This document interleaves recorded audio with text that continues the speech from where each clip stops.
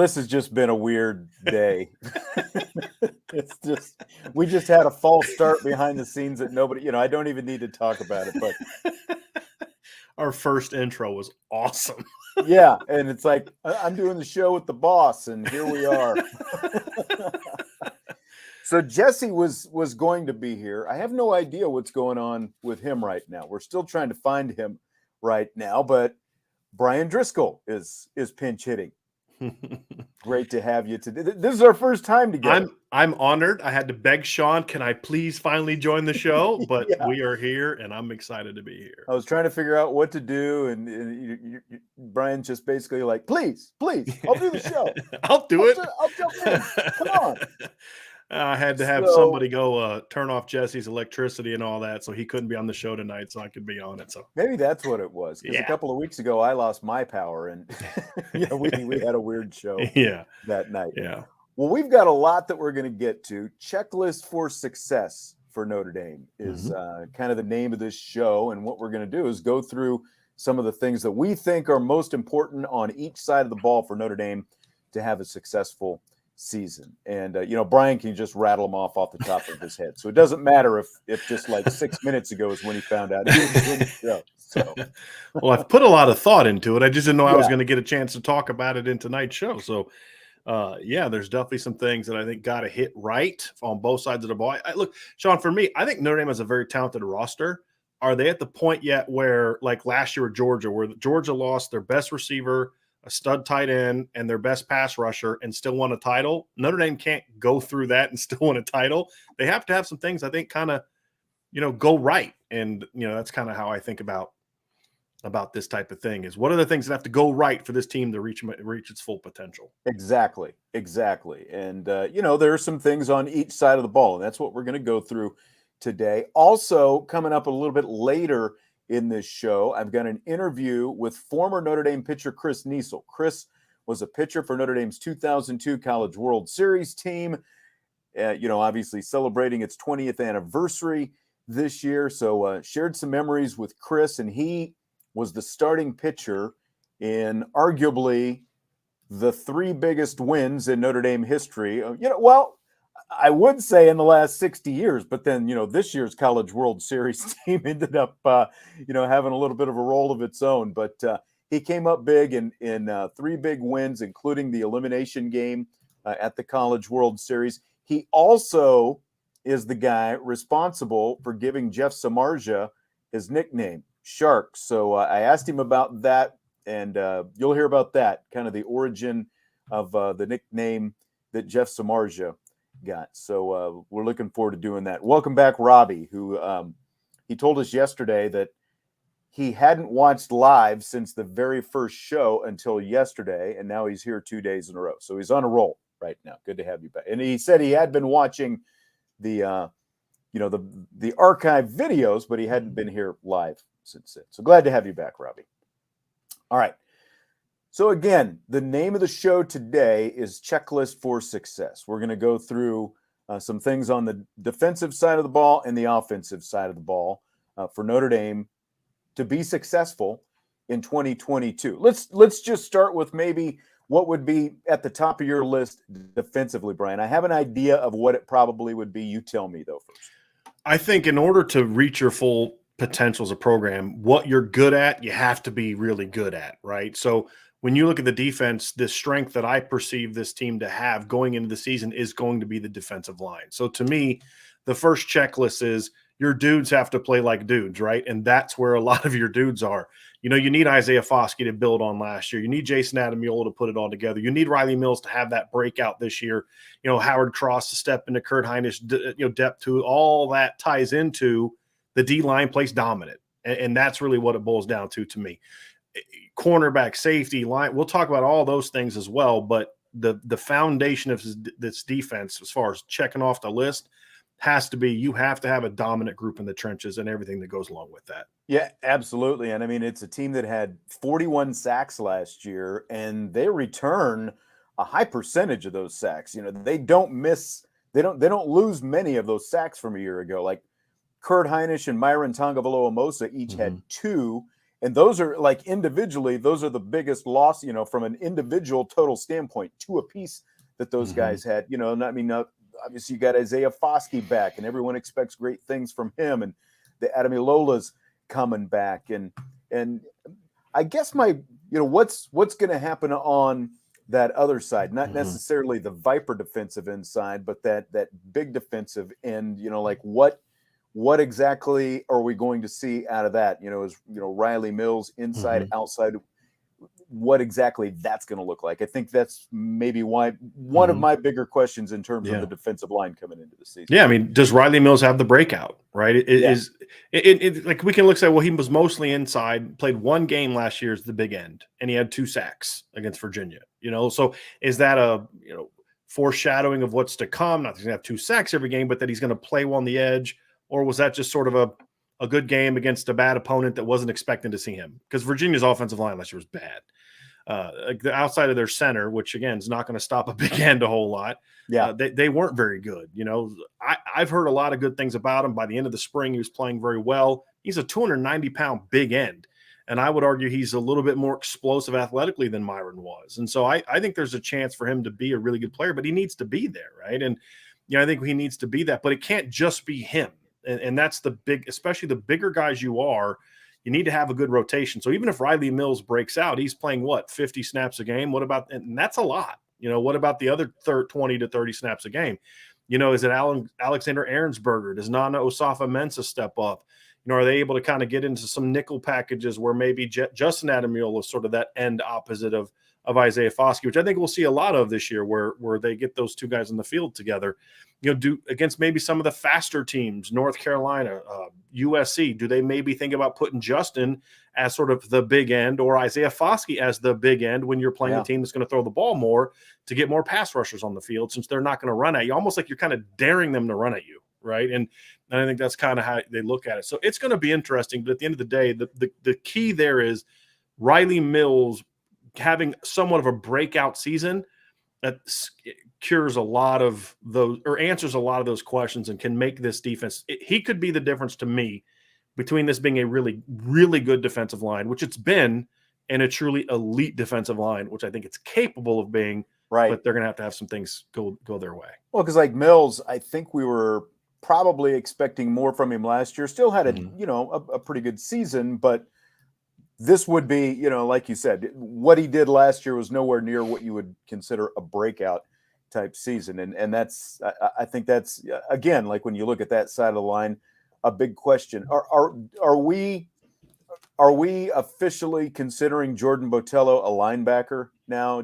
Rover / some kind of linebacker? Is that kind of how we're looking at it? Because he was the first thing that I thought of when you talked about, bouncing, maybe Isaiah Foskey, like if you're going to flip-flop him, even though you do have Adamiliola, obviously, still. But, could he kind of still be, in the cards there, maybe from time to time, do you think? I still like him best where you're talking about, Sean. I still like him best as a guy you just kind of come off the edge with your hair on fire.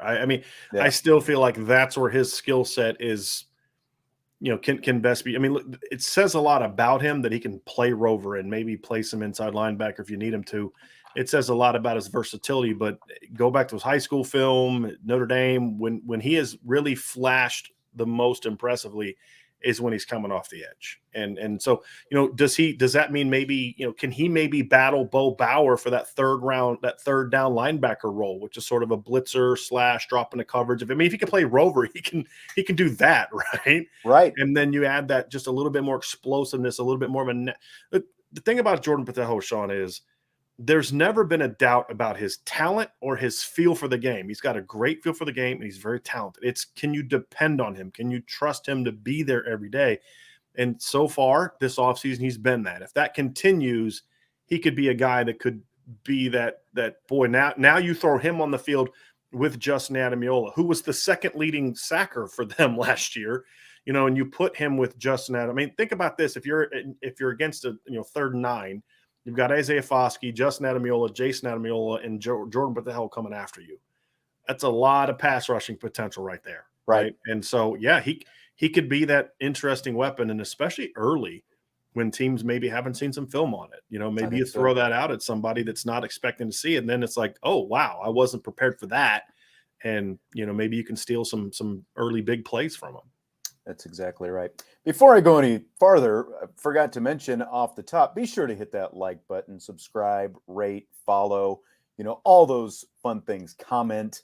We always helps out the channel. Always great to hear from you as well with your comments and stuff like that. So we do appreciate it. It helps us out quite a bit. Over 10,000 subscribers right now, Brian, as we head toward the month of August. Got to be pretty excited about that. We were fired up about getting to 10,000, and now we're kind of creeping up on 10,500. So we're still continuing to grow very, very quickly. Very excited about it. All right. So what's next on your defensive checklist for success then? Defensive line, I'm completely right there with you. What's next defensively for you? Well, step one is your strength has to play like a strength, right? The second thing has to be the biggest question mark you have has to get answered, right? And that to me is corner. And it's not just someone's got to beat out Clarence Lewis. I don't care what it looks like or who it is. It just the play opposite Cam Hart has to get better than what it was last year, especially in the big games. I mean, there's times that Clarence Lewis was a good football player last year. It's just when you played the better teams, Cincinnati, obviously Oklahoma State, and if not for Graham Mertz being a little pretty inaccurate against Wisconsin, there's a couple times he got beat deep in that game too. The quarterback just missed him. He's got to really step up and play better football. And if not, somebody has to take that job from him, whether it's Tariq Bracy becoming a full-time outside guy on first and second down, whether it's Ryan Barnes, whether it's Chance Tucker. Jaden Mickey, Benjamin Morrison, I don't care who it is. Somebody has to step up and provide better cornerback play opposite Cam Hart. Because otherwise, Sean, when they play Ohio State, Clemson, and USC, they're just going to avoid Cam Hart and pick it on the other guy. And that's what Oklahoma State did. I mean, they torched Notre Dame, but how often did they throw the ball at Cam Hart? I can't think of one other than a couple hitch routes against office coverage. So someone's going to have to step up and say, if you're going to avoid our dude over there, we're going to make you pay for it. And that's, to me, the biggest question mark that they have on defense, and that's my number 2 checklist. Yeah, I completely agree. It's got to get figured out. And I mean, they've got talent there with some of those guys you mentioned. Jaden Mickey was kind of the guy who, really kind of stood out. I think, people not named Cam Hart, Jaden Mickey with the secondary, but there's still some other guys out there, whether it's Riley or Barnes, who you mentioned as well. I think that there are going to be some opportunities, and that's going to be, I don't know. Who knows exactly how much of that specifically we'll get to see during fall training camp, where, we're going to get a lot of different availabilities. We're going to get 2 full practices, but that's the one that all eyes would be on, if we could be there and see full practices and those competitive one-on-ones and things like that every day. Who's going to step up there at corner? Because that's an absolute must, because once again, we have a lot of confidence in the back end of the secondary with Brandon Joseph coming in for Kyle Hamilton, but it's just, you're exactly right. All you've got to do is avoid the number 1 corner and go someplace else, and that's what they've got to get figured out. And for me too, it's better if it's someone not named Tariq Bracy. Like, that's my thing. I actually think Tariq Bracy had played pretty good football last year, and there was times he was outside, and I feel like if you have to move him outside and he's the starter outside, I think that takes away a little bit from how good he was in the slot. I think where he was at his best last year was in the slot. And I feel like if somebody else can step up outside, then you can kind of leave Tariq where he's really comfortable, which is when you're in your base defense, you can play outside. But when you're in your nickel and against Ohio State and Clemson and USC, arguably your 3 toughest opponents, you're going to be nickel a lot. And those are the games that are going to determine what this season is.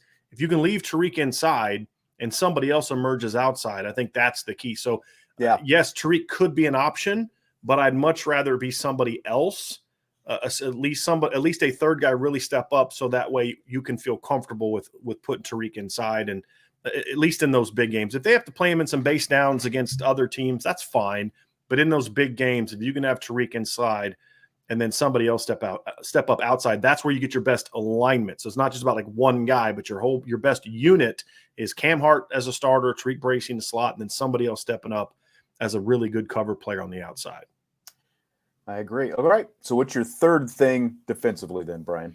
Well, I think they have to become a more disciplined football team than they were last year. I think that's the big thing for me. And, you were making a big schematic change, a big philosophical change from a defense that was built on precision and everybody's got to be right here. And it's fundamentally sound and all those type of things, which allowed them to be a really good bend but don't break defense under Clark Lee. I mean, great red zone defense, which allowed them to, not be a great yards allowed defense. They would give up yards, but you couldn't score touchdowns on them. That was kind of the hallmark to me of the Clark Lee defense. And it's like, it was the thought of, if we make you run enough plays, our D line will go make a play to stop you. That was the approach that Notre Dame took under Clark Lee, to a more aggressive playmaking, somebody go step up and make a play defense last year.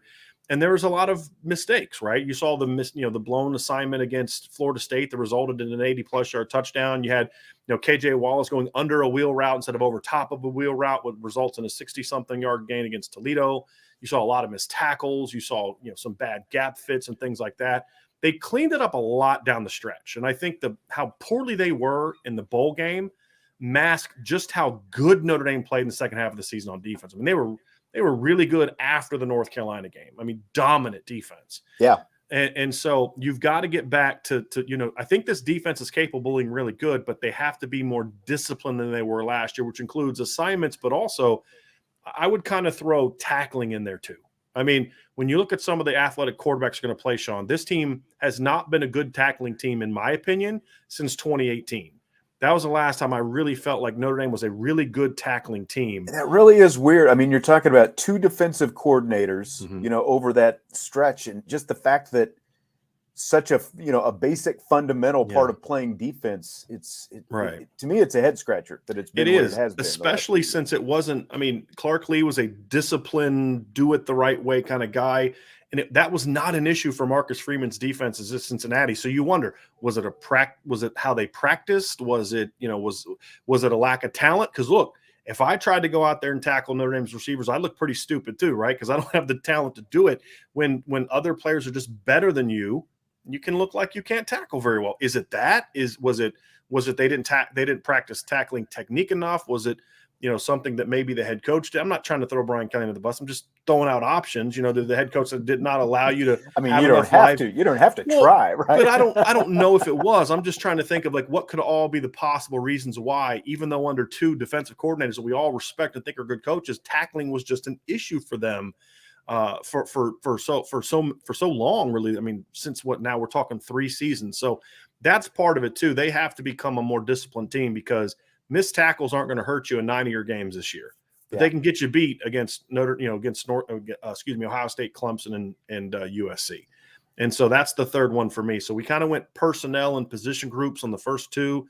The third one for me is they have to be a more disciplined football team, which includes assignment correctness, which means limiting big plays and creating big plays for yourself, but then also being a better tackling team. So when you tackle a guy on 3rd and 5 and you tackle him at 4 yards or hit him at 4 yards, bring him down to 4 yards. I agree. Yep. That's a big key. Yep. Irish Chi-Town wants to know about special teams. This wasn't really something that we were going to touch on today. I do think they'll be different. He wants to know how special teams are going to change. I think just based on what we've seen from Coach Mason, he wants to know how they have changed under Mason.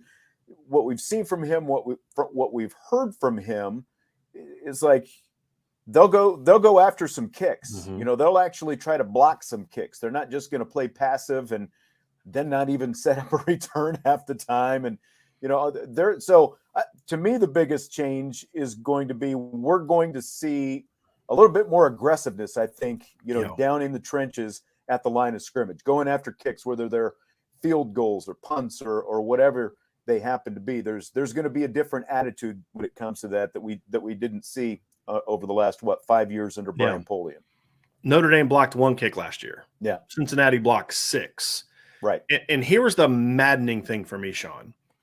I understand the return game is different than it used to be, right? The arrival of sort of the spread punt away from what you and I kind of grew up on, which is like, you have your whole line, and then there's the 2 wings and the personal protector. And, and then when we were growing up, it was when you were trying to protect a punt. I mean, you were blocking first. You had to retreat first for 2 seconds, secure, and then go. Right. And that created a lot more. So with the spread punt, what they've done is there's now more guys free releasing down the field.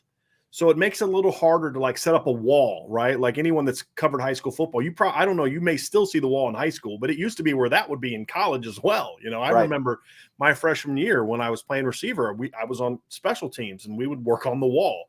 You don't see that anymore because of the change in the spread. So my whole thing is, if you're not going to be a team that sets up a lot of returns, then why aren't you more aggressive going after the punt?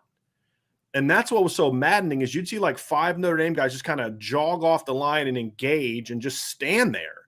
And it's like either get back and set up the return or, I don't know, here's a crazy thought, go after the punt. Exactly. And it's like there was a fear, and to me, it's more like a high school attitude than a college attitude. Like, oh, we might get a penalty, if we go after it. Well, and teach them better. Might, you got to do something. Yeah. Teach them better. That's right. exactly right. Because with blocked punts, here's the thing. So 6 blocked punts out of, how many times did Cincinnati teams punt last year? I'm actually going to go look this up.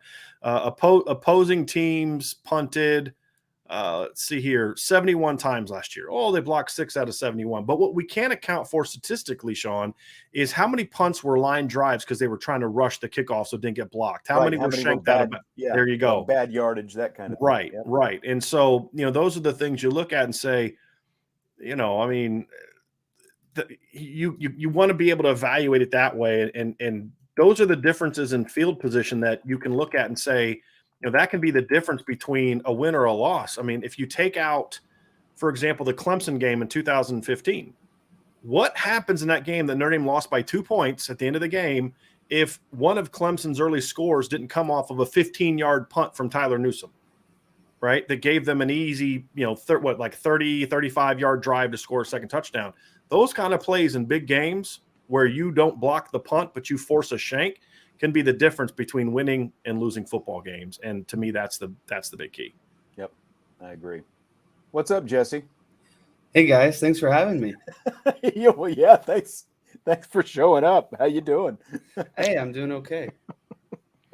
So we were just talking a little defense there, obviously, and I think we're going to segue into the offense now. So you can kind of chime in here as well as we go through our checklist for success. You and Bryan hit basically 2 out of the 3 things, that were the defensive checklist. So you were right on point with 2 out of the 3. I'll just start with offensively. Hold on. Which one was he wrong about? Hey now. he had some specific linebacker stuff that he was going to talk about. Yeah. And I think maybe we'll save that here for a couple of basically when I'm back from vacation. Sounds good. So we can get into that a little bit more at that point. Everything offensively, as I go through my offensive checklist, it starts with the offensive line. We know the offensive line has to be better. It's the biggest one for me. They only averaged 4.1 yards per carry last year, down almost a full yard from the year before. And, that it was the second worst yards per carry of Brian Kelly's tenure at Notre Dame. In his 12 years, the worst was 2010, the first one. And, there's no way this isn't going to get better between everybody that they're bringing back now and bringing in Harry Hiestand. Like when you look back at Hiestand, his last line was 2017.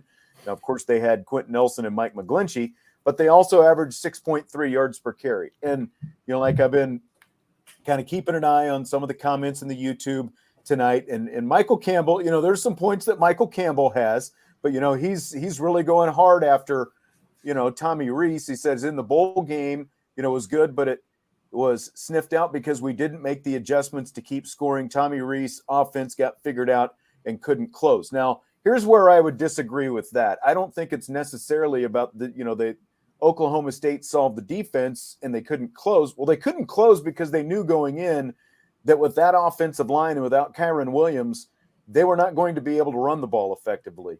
And, ultimately that leads to what you had in the second half when they're not able to run the ball at all, to shorten the game a little bit, run the ball, run some clock, do all of those things. And everything just starts with the offensive line. That's what it comes down to. Way too many sacks allowed last year, 35 sacks allowed. And again, the 4.1 per carry. So this has got to be better, but I do have full confidence that it is going to be a lot better. I mean, like when you have Alton Fisher, I think you've probably got the two best, the best pairing of sophomore tackles in the country right there. And then just the experience you've got everywhere else. I guess maybe the biggest question is just like, one, what the health of Patterson is going to be coming back. And obviously we're looking at him potentially moving from center, to left guard possibly, and, kind of how that shakes out the interior of that offensive line. But that's it. It all starts with the offensive line for me.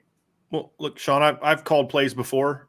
Jesse, you were a good high school football player. That's why I tried to recruit you, or where I was at my last stop.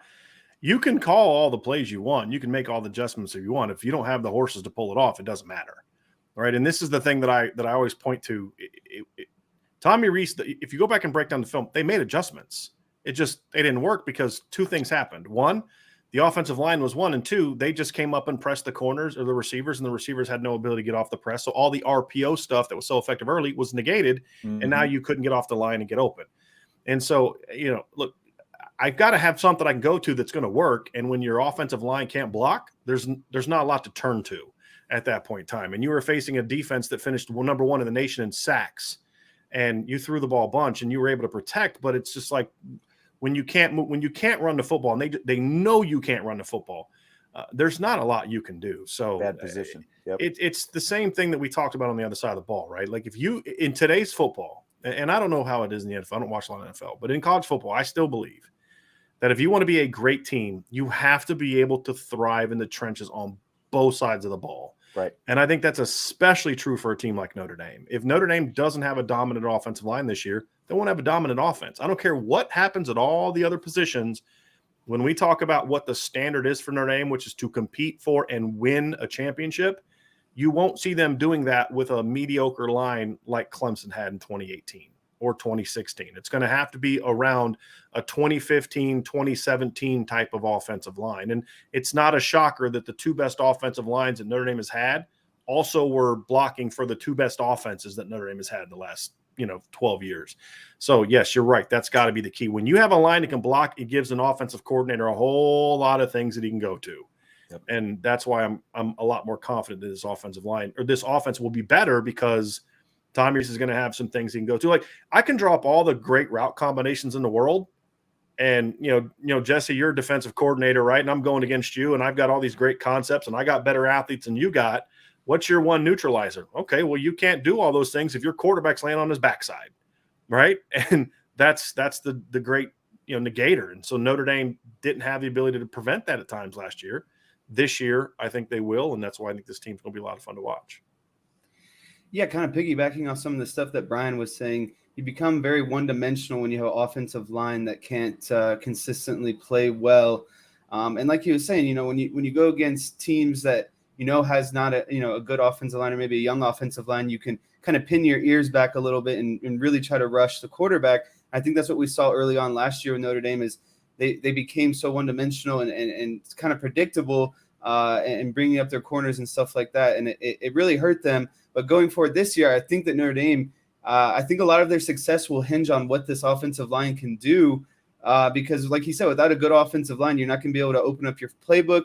Tommy Rees knows that. And I think, that group getting that experience last year was really beneficial, especially that younger nucleus. So going forward this year, I really like the odds of them being better as a unit. And overall, I think that'll help their offense run a lot better as well. But I chuckled because, the experience, it was excruciatingly painful to watch, but the experience was very valuable. But now you also bring in, you bring the Zen master back, Harry Heastand, to work with these guys. You have someone who's actually going to focus on, the smallest attention to detail. And to me, that's, like everyone talks about Harry's, his hard demeanor and, his language, his colorful language and all these different things.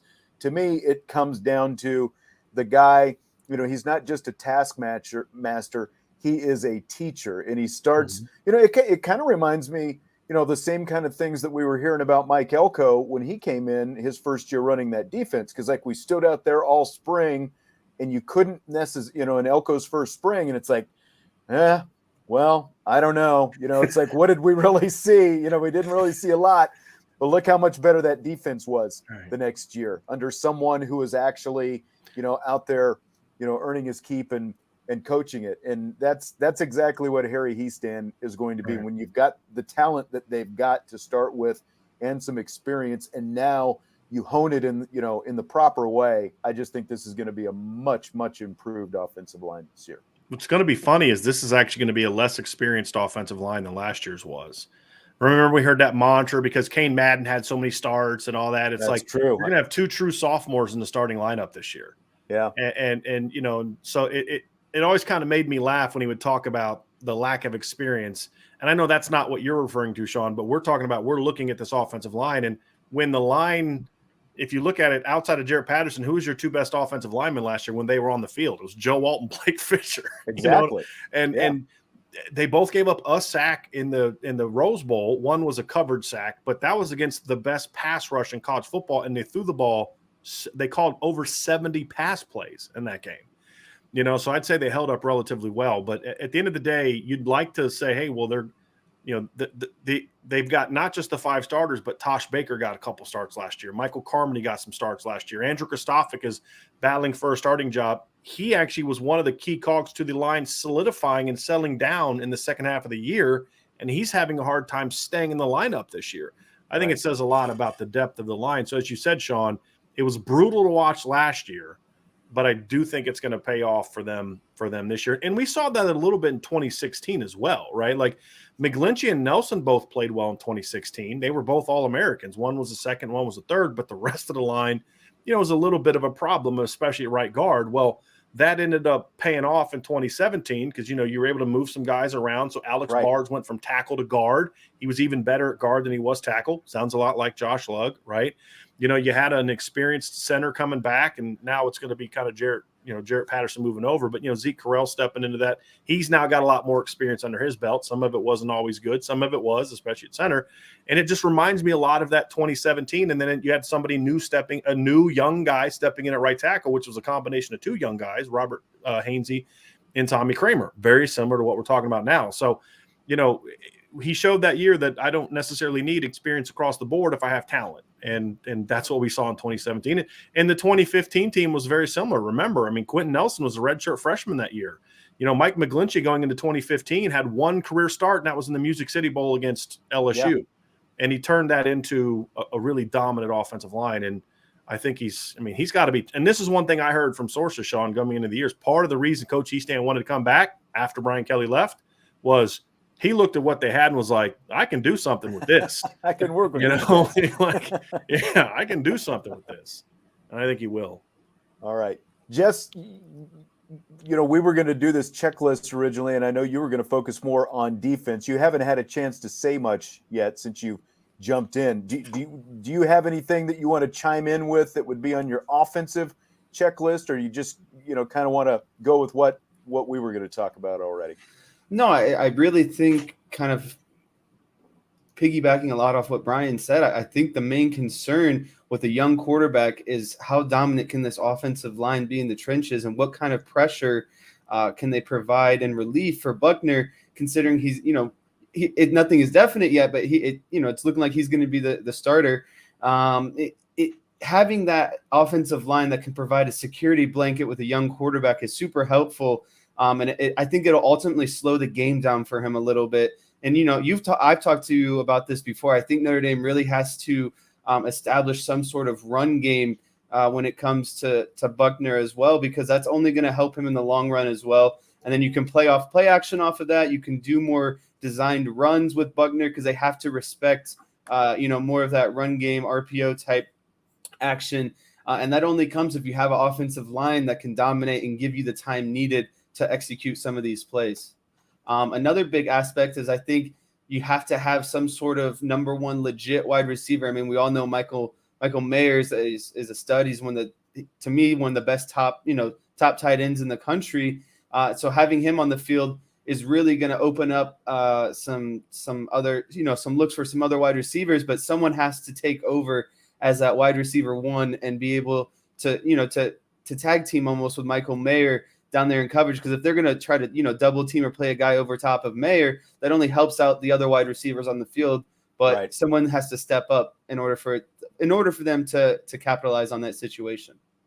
Yeah, to me, what's next on my checklist, and you kind of, hit a little bit of what I was going to talk about. The quarterback is next after the offensive line to me. But along with that, because of the fact that you're going to have a dual threat quarterback, because we're talking about, well, the offensive line has to be better. We know they have to be better, giving up all those sacks and only, 4.1 per carry last year. But think back to that 2017 season that we were just referencing.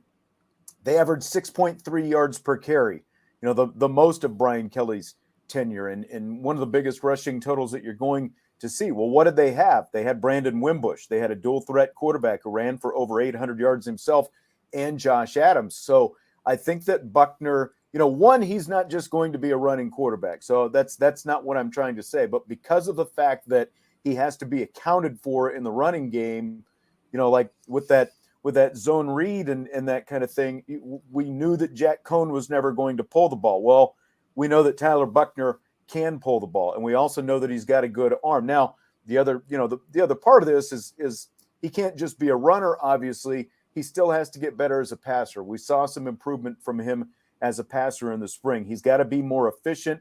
Specifically, he's got to be more accurate, especially in those money downs. When it's third down, and that's where. But I mean, look, he looked last year like a guy who hadn't played in over a year, because that's what he was, because his senior season in high school, was canceled due to COVID, like a lot of other people. But so that's, it's the offensive line is where you start. But then after that, again, with a dual threat guy like Tyler Buckner, as long as he's making the right decisions, and also as long as he can stay healthy, because that is a thing, he does have at least, the injury prone, kind of label that goes with him right now. So that's the next biggest thing to me, is what they get out of that quarterback position. But again, because of the athleticism that he has and everything, the multi-dimensional nature of his game, I think that can really go a long way for that offense this season. Yeah, kind of just going off of what you were saying right there. If Buckner can, provides a threat of being able to run the ball in those RPO schemes, that goes from a 2-option offense to a 3rd-option offense. And if they respect that, those are guys that they have to commit whether or not he pulls it or not. So him being able to run the ball adds such another big dimension to this offense. But like you said, you got to be careful, because, no one wants to see the quarterback get hurt or get his ankle twisted up, an RPO read where he pulls it and takes it himself. And I know Buckner likes to run. He's a big guy, and we've seen him, lower his shoulder down before. And, he embraces that contact, but he's got to be smart. And I think that's something that Tommy Rees has probably gone over with him is, we're going to have these zone option reads, but, we can't be running them almost every play. You can't, I know what the read is giving you, but you can't be taking hits like that. And especially if he's going to be able to throw accurately, that's the biggest thing is on those RPO reads, you got to get the ball out quick, and you got to get the ball out on the money, right on the numbers, right on the hands. So those guys have the ability to catch and run.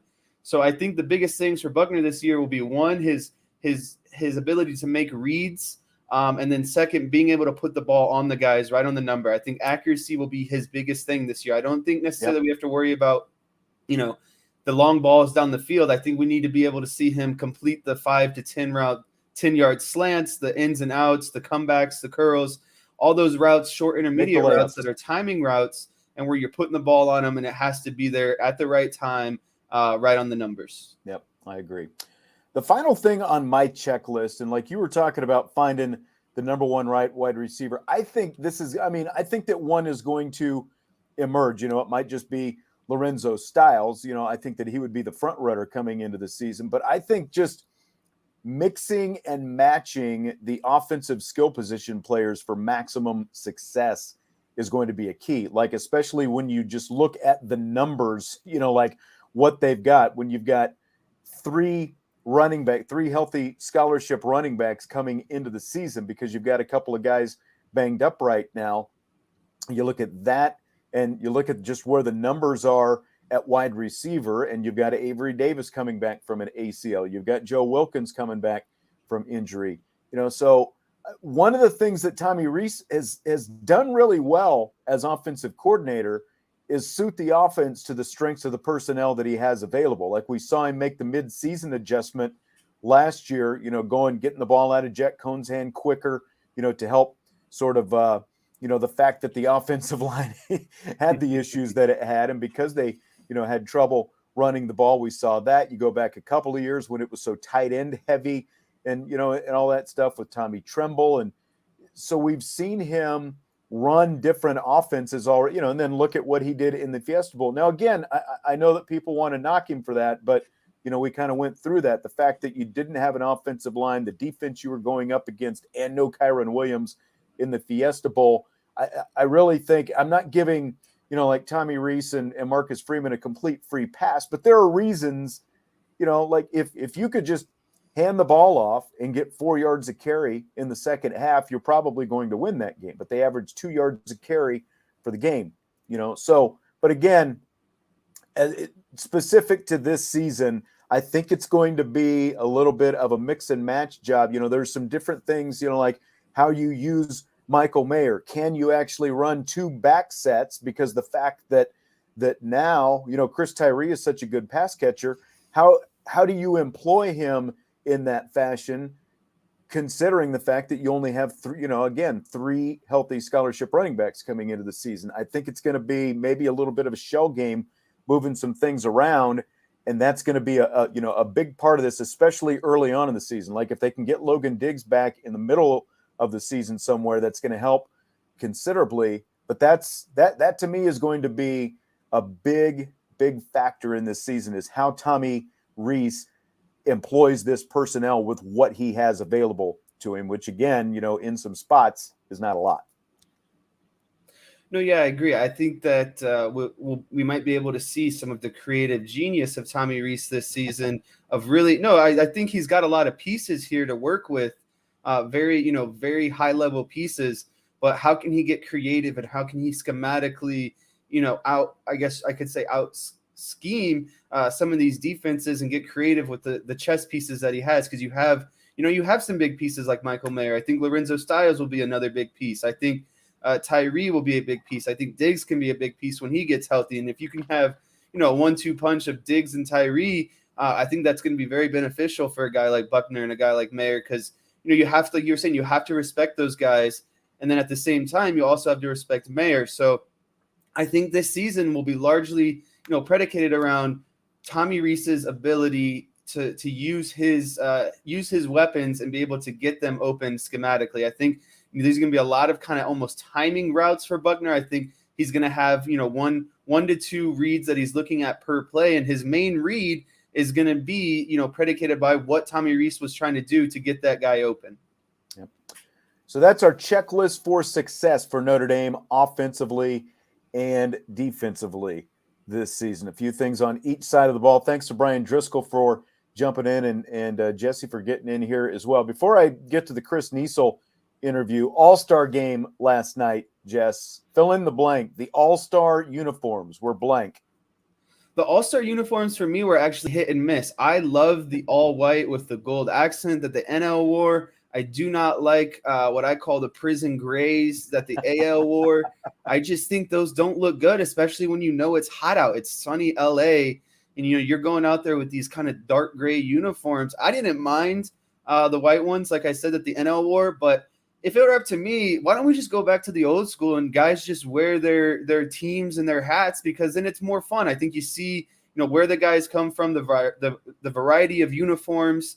And I think it's more honorable. It shows, to me, it's more of like an honor of being at the All-Star game when you get to wear your own jersey and cap and represent your team, especially when you're a guy like, the pitcher for the A's. He's the only guy for the A's. He's the lone guy. So, some of these teams where it's a lone guy, it's nice to see that representation of just wearing your own uniform. Yeah, I think so too. Like at the very least, they could have, just let them wear their own hats out there or something. But, because they used to, they'd wear their uniforms and they'd give them a little bit like an all-star hat, basically, with a different design. I agree. I didn't mind the white ones with the gold. They looked pretty good. the all black thing, the prison stuff that you were talking Man. about. Chi-Town Irish is right there. I think that is everyone's probably biggest knock on those All-Star game uniforms last night. The American League uniforms were just atrocious out there. I could not. I just I again, I feel like, you're in the younger age demographic. I feel like, and it's funny because Chris Niesel, who you're going to hear coming up, he actually works for an analytics company. It's called Databricks, and his company provides analytics to all these different professional sports teams, including some analytics. Like, they're working with MLB right now to help them sort of figure out what younger people will engage with, because the average age of a Major League Baseball fan right now is like 58 years old. And so, that's troubling for baseball. They want to see that get a lot younger, obviously. And, so he was talking about some different things that they're working with them with on, like social media and those kind of things. I've got to think that these uniforms are geared toward that, but it's mostly like the older people that I hear complaining. I don't even know if enough young people are watching to like go, yeah, those were cool uniforms, So I've got a feeling that's who it's geared toward. But I'm like you. I would prefer they just wear, their regular uniform out there. I think it looks. I always think it looks cool to see everyone in their own uniform, when they're on the same team in the All-Star game. All right, Jess. Well, I appreciate you coming in tonight, and we're going to step back now, and I've got the interview with Chris Niesel coming up. I will talk to you very soon. Sounds good. Thanks for having me for the short time I was able to get in here today. Absolutely. Glad you could make it. All right. So what we're going to do now is bring in Chris Niesel. He's from the 2002 Notre Dame College World Series team, and I had a chance to catch up with him and a lot of good insight, including the nickname that everyone knows that Jeff Samardzija has, that Chris Niesel gave Jeff Samardzija. We're going to hear about that right now. Chris Niesel was a freshman pitcher on Notre Dame's 2002 College World Series team. He played a big part in that postseason run to Omaha. He ended up being drafted by the Cleveland Indians a couple years later after his junior season, and he's with us right now. How you doing, Chris? Doing well, Sean. Yeah, good to be here. Appreciate you having me. Absolutely. Great to see you. And I guess, when you sit back and think about that 2002 season specifically, 20 years later, what are maybe some of the first things that kind of come to mind for you? I've thought about it a lot recently with this year's run from Notre Dame baseball and their amazing appearance in the College World Series. But yeah, what I think about a lot is just really the teammates that we had. And I think that was the best pure team I'd ever been a part of, and just how we all gelled together and had each other's back and really had confidence that we play in the country. So just have a lot of really good memories of the team atmosphere. And the run that we made was nothing short of spectacular as well. And just probably some of the best times of my life, some of the most happy times, and definitely just proud to be a member of that team.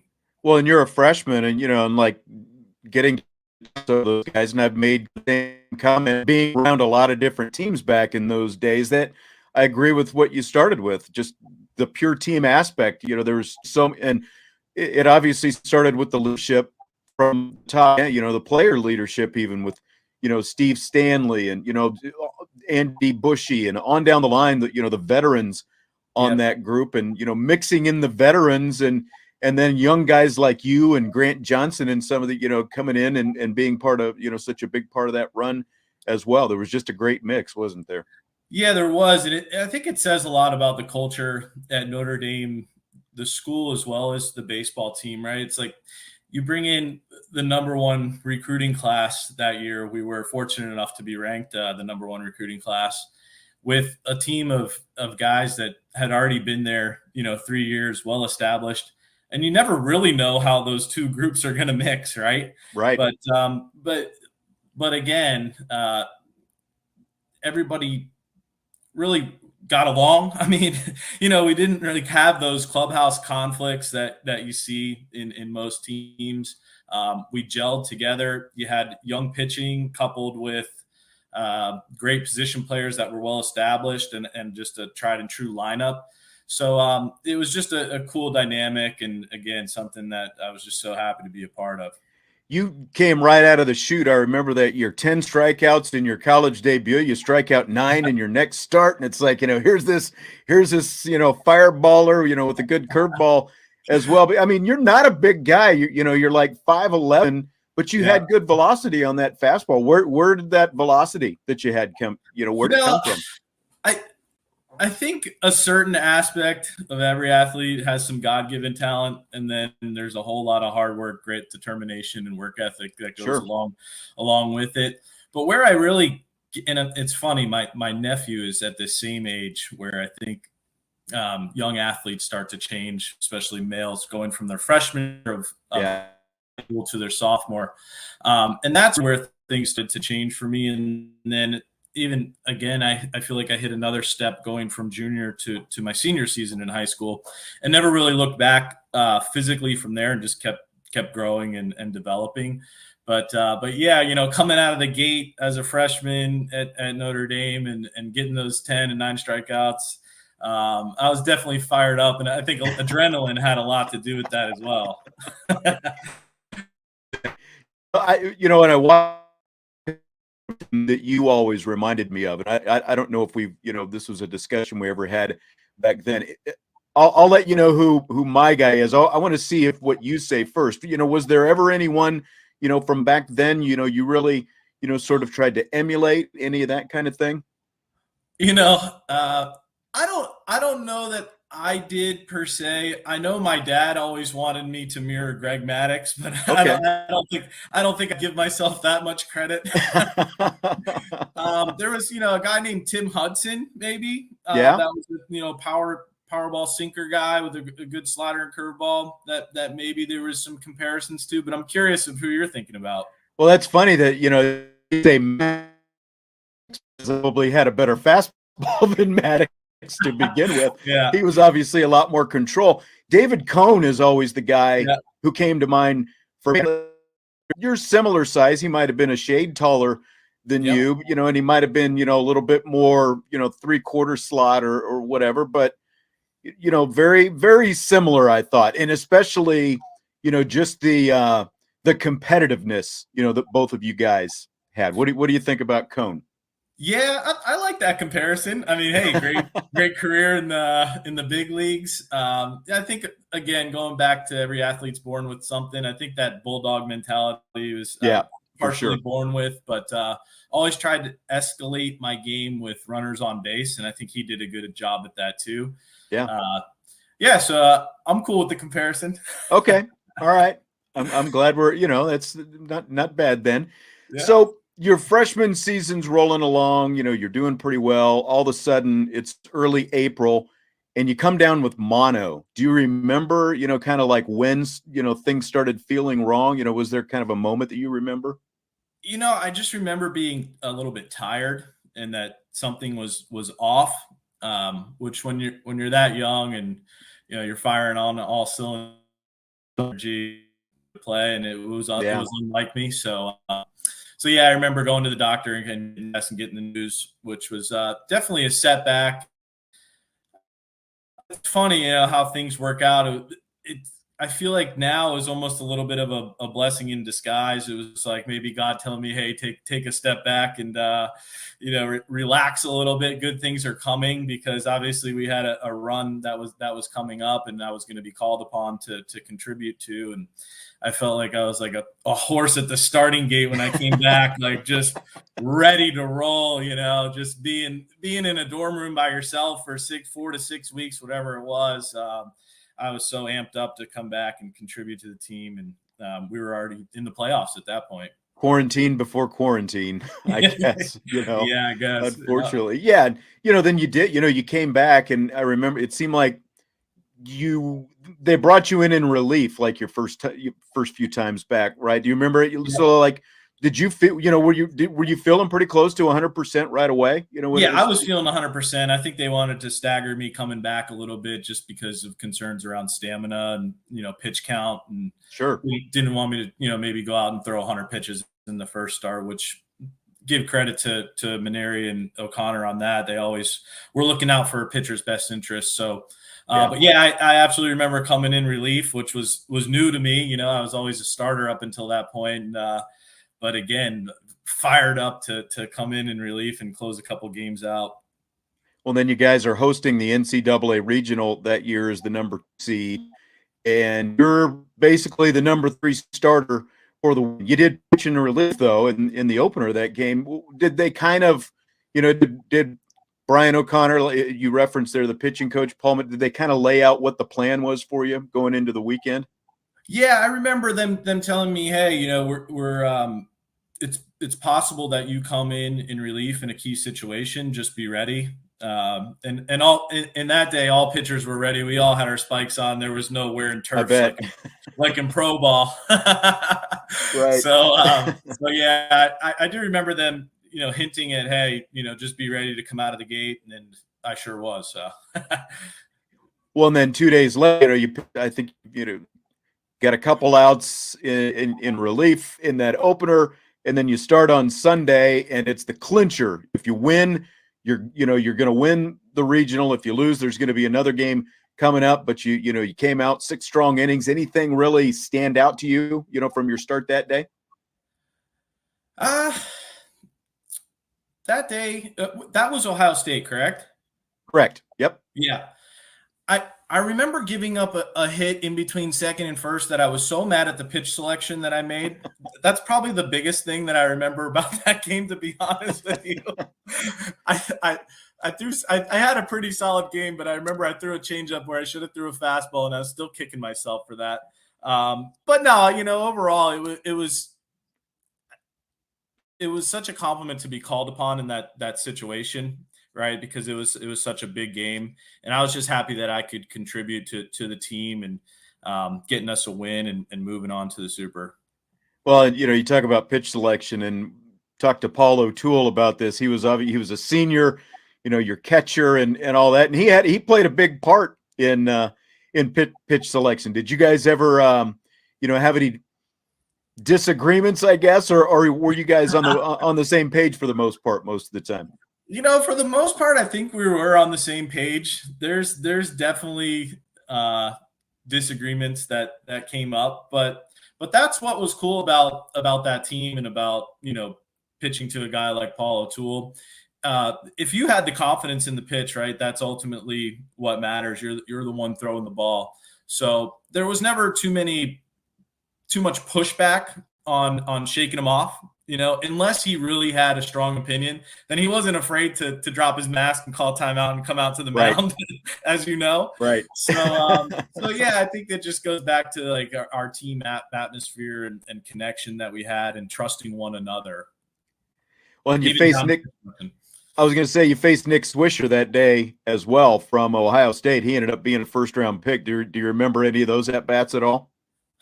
I don't know if I remember specific at bats. I think he got one hit off me. I'm not. Sounds right. Sure. Yeah, but I know they had a couple key guys on that team. I ended up playing in the Indians organization with one of their pitchers, and we had talked about that game a couple times, and I definitely reminded him that we won for sure, and moved on. But yeah, it's funny. There's so many guys that you come across, when you play in the professional and after college, and there's so many different guys from different teams, and you share these little stories, or even from your hometown. Yeah. So it's always good to have a good laugh, especially when you're on the winning side, right? Yeah, absolutely. That's always the best way, when you can, like you said, kind of anything they say, you've always got that to fall back on. Yeah. At the end of the day, I guess. So you win that regional, and now you go to the program's first super regional, and it's at Florida State, which I don't think I even mentioned at the top. You're from the state of Florida, of course, and your dad's alma mater was Florida State. So was there kind of an extra special feeling going into that weekend for you to get to go back down there? Absolutely. My whole family was able to come to that series, which was pretty cool. Yeah. And just, going down to Florida State, I think the whole team had a little chip on their shoulder, but I definitely did too, because I wasn't recruited by Florida State, which was surprising because the other Florida schools I was pretty heavily recruited by. So that was always in the back of my mind going down there. But going down to going down to face the number one team in the nation in a place like that with such a storied baseball history and stadium and atmosphere, it was definitely a challenge. But our team, we were up for it. We weren't scared of anybody, and I think Coach Maneri did a great job of prepping us for that and getting our mindset correct that we can play with anybody in the nation and don't worry about a ranking. It's just a number. Right. Go out there and play your game. Right. And of course, you guys won the first game. Then Florida State turns around. They win the second game. So now it's the decisive game 3. It's winner take all. If you win, you're going to the College World Series. What maybe, as the game 3 starter and a freshman and all these other things I just mentioned, back in your home state and your dad's connection and everything else, your family's there. What were you, what kind of feelings did you have waking up that morning in Tallahassee, getting ready for that start? Definitely some nerves, some butterflies, obviously it's a big game. It's a game 3, but I was ready to roll. I had been pitching good up to that point. My arm was rested. Going back to the kind of the blessing from mono, I felt really well rested.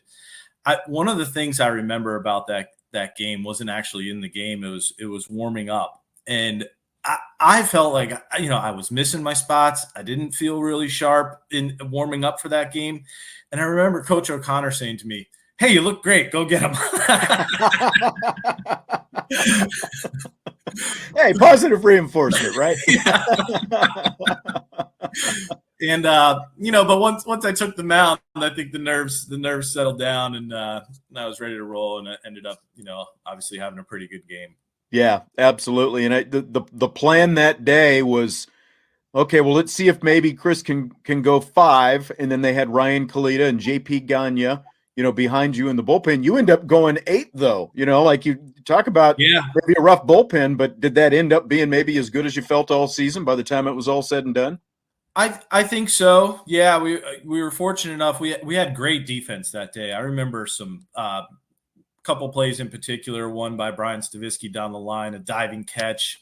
A couple. I plays. think that was like the last out that you threw, right? Like like the end of the 8th inning, maybe. That got us out of it got us out of a jam in one of the later innings. I don't know if it was the 7th or 8th, but it was towards the end of the game. And then I also remember a couple key plays by the middle infield by I think Javi Sanchez was playing shortstop at that point for us, and right. Solomon up the middle. So we didn't make any mistakes. We played sound fundamental baseball. And then, there was a couple, I think, big strikeouts as well that I was fortunate enough to get, and was able to settle down and be pretty sharp that game. And, the whole team played a really well-rounded, solid game. We had some clutch hitting and solid defense, and we were able to put them away. JP coming in that 9th inning, and oh my gosh, that was striking out the side. Yeah, amazing. Amazing. That changeup he had, guy. I wish I had that changeup. And he's talked about it, that it's almost like a screwball, just between the movement that he had, because there was so much. Yeah. There was just so it was almost again like a combination, like a curveball / changeup. There was so much break on it. Yeah, I don't even know what to call that pitch. It was the way he held it and threw it. I couldn't throw it like that. It was amazing. It was an amazing weapon for him, for sure. But like you, again, you're a freshman and you're in this hostile environment, and and the crowd down there at Florida State was like nothing that you guys had really ever seen. And so here you are, game 1 starter, and Florida State had just roughed you guys up the day before. They scored 8 runs in the first inning the day before. But then, you talked about a couple big strikeouts. You end up I think they got a runner on, but you got a couple of strikeouts, including one to end that inning. That had to be big for you, just to be able to get out of that situation early, do what you wanted to do and kind of get into the game that way. Yeah, for sure. I think that is definitely a confidence booster anytime you can get a big strikeout early in the game, get out of a jam, settle in, and make sure you're just getting outs and getting your team back in the dugout to see what we could scrap together as far as runs go. But I do remember that environment. I remember the chanting from the Florida State fans. They definitely brought it. And I think that game was even on a Monday, if I remember correctly. Yep. Yeah. So, just even for a Monday, they packed the stands. It was wild, but it was one of the special days, I think, of my life. Probably one of my best games, and something that I'll always remember, especially having my family there and doing it somewhat in my own backyard. Right. Yeah. Yeah. Well, and then, like you said, the fact that Florida State didn't even recruit you in their yard to have that kind of opportunity, that's pretty big. Yeah. So a few weeks back, we had Bryan Stavisky as well as Steve Solman and Steve Stanley on, and we talked about that 9th inning comeback at the College World Series. Yeah. Of course, that was the game against Rice, and it was another game that you started, so you start that game. It's an elimination game. What was that experience like, just being on the mound, starting that game in Omaha, even before any of that dramatics ever happened late in the game? Yeah. I mean, just the whole Omaha experience is something that is definitely special. And I remember, being interviewed live by ESPN prior to the start of the World Series, which was incredible. And I remember I think it was O'Toole. He was making jokes and trying to throw me off as I was on live television. Of course he was. Kind of expected by him, but right. But yeah, just going into an environment like that with 30,000 fans or 25,000, 30,000 fans, and then playing against the number one team in the nation again, right? Right. The second week in an elimination game, that's a lot for an 18-year-old kid. But at the time, held up to it.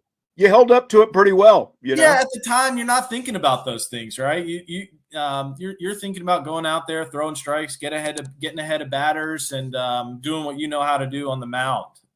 It's now that I actually get nervous thinking about going to that situation, right?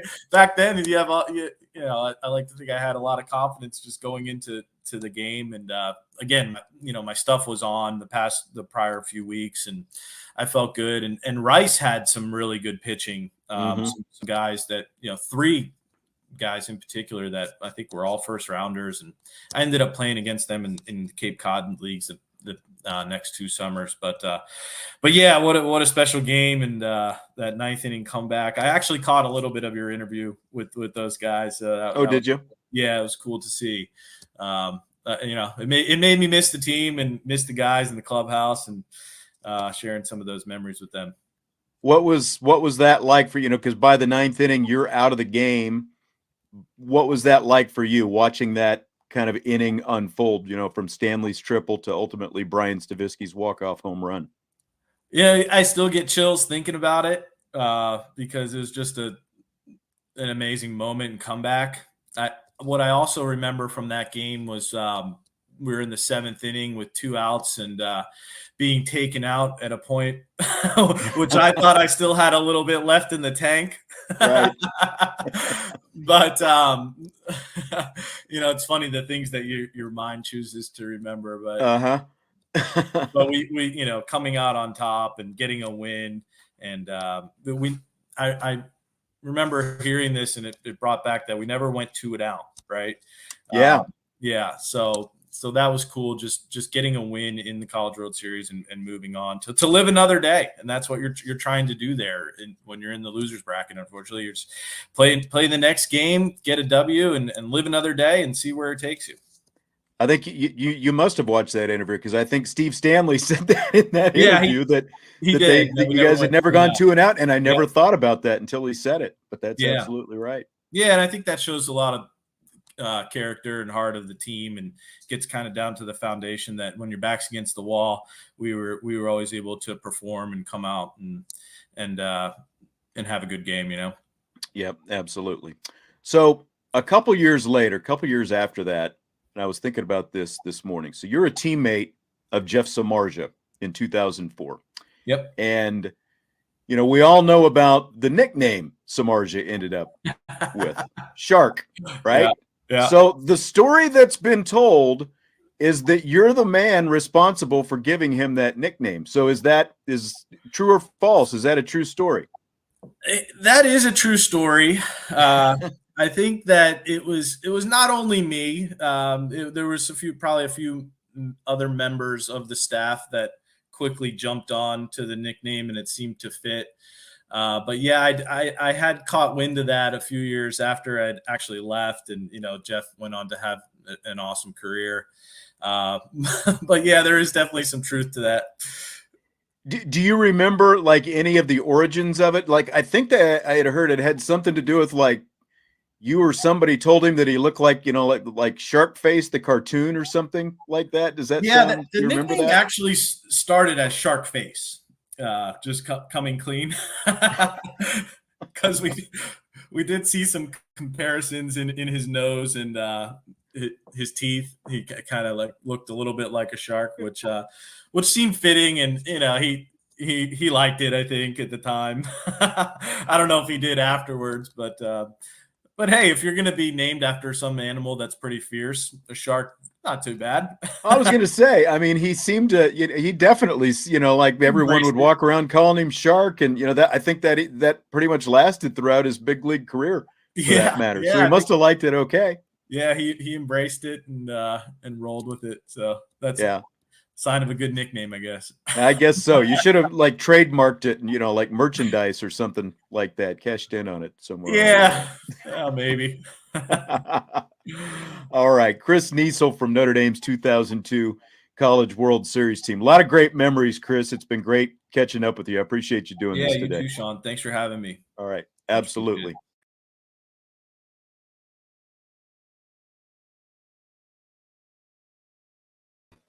All right, so that was Chris Niesel. Once again, a little bit of the origin story of the Shark nickname that Jeff Samardzija got. I think that he was, like a little bit, not taking full credit, because the credit, I think he kind of felt like it was almost a pejorative or something that he gave Samardzija, but so he kind of hid behind that a little bit. But great catching up with Chris. He was such a huge part of that team. And again, he works for a place called Databricks that provides analytics to NFL, Major League Baseball, NBA teams. And that's something that I told him we're going to have to get into deeper at another time, where he can kind of tell us all about that, because there's just so much going on with sports and analytics right now. And he works with all of these different professional teams, distributing that analytics. So some really good stuff there. So we're going to go ahead and wrap it up tonight. But Salty Virginia, thank you